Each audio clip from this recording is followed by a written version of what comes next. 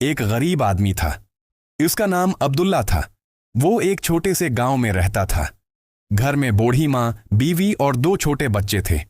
عبداللہ محنت مزدوری کرتا، دن بھر کام کرتا اور شام کو جو کچھ ملتا گھر لے آتا۔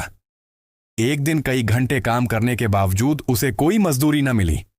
شام کو جب وہ خالی ہاتھ گھر پہنچا تو بچوں نے بھاگ کر پوچھا، آبا جان، آج کیا لائے ہیں؟ عبداللہ نے بچوں کی طرف دیکھا، مسکرانے کی کوشش کی اور کہا، بیٹا، آج کچھ نہیں ملا، لیکن اللہ کل ضرور بہتر کرے گا۔ رات کو بچے بھوکے سو گئے۔ عبداللہ کی آنکھوں میں آنسو تھے۔ وہ خاموشی سے اٹھا، وضو کیا اور نماز پڑھنے لگا۔ نماز کے بعد اس نے ہاتھ اٹھائے اور دعا کی، یا اللہ، میرے بچوں کو بھوکا نہ رکھ، میرے لیے حلال رزق کا دروازہ کھول دے۔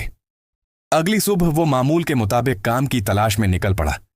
راستے میں اسے ایک بوڑھا آدمی ملا جس نے اسے اپنے گھر کام دیا اور اچھی مزدوری دی۔ رقم دیکھ کر عبداللہ کی آنکھوں میں آنسو آ گئے، کیونکہ اس سے وہ کئی دن کا راشن خرید سکتا تھا۔ بوڑھے نے کہا، بیٹا، اللہ کی طرف سے کوئی دعا ضائع نہیں ہوتی۔ عبداللہ گھر واپس آیا۔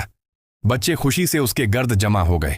عبداللہ نے بچوں کو کھاتے ہوئے دیکھا تو اسے سمجھ آ گئی کہ رزق اللہ کے ہاتھ میں ہے۔ ہمیں مصیبت میں گھبرا کر اللہ سے دور نہیں ہونا چاہیے، بلکہ اسی وقت اللہ کے اور قریب ہو جانا چاہیے۔ یاد رکھیں، اللہ کے خزانے کبھی ختم نہیں ہوتے۔ جو راستہ ہمیں نظر نہیں آتا، اللہ اسے دیکھ رہا ہوتا ہے۔ اس لیے جب زندگی میں پریشانی آئے تو مایوس نہ ہونا۔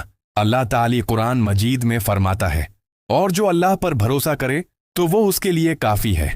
اللہ ہمیں صبر، حلال رزق اور اپنے اوپر کامل بھروسہ عطا فرمائے۔ آمین۔